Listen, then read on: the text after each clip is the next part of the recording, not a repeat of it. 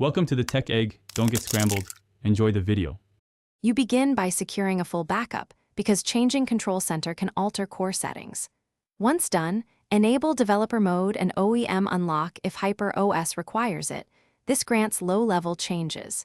Make sure ADB and Fastboot are installed on your PC, then connect and run ADB devices to confirm communication. Next, download the specific Control Center package for your Hyperos build. Do not mix versions. Finally, reboot to bootloader.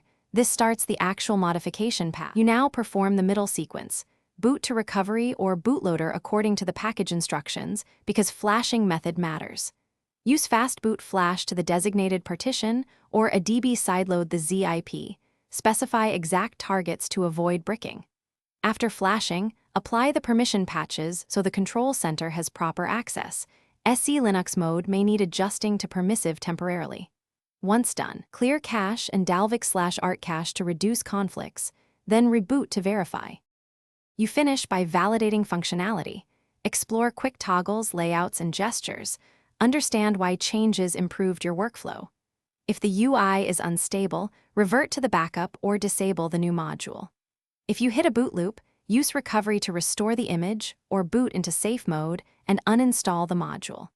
Make sure to collect logs with a dblogcat so you can identify permission or version mismatches. One key tip: always match build numbers before retrying an install.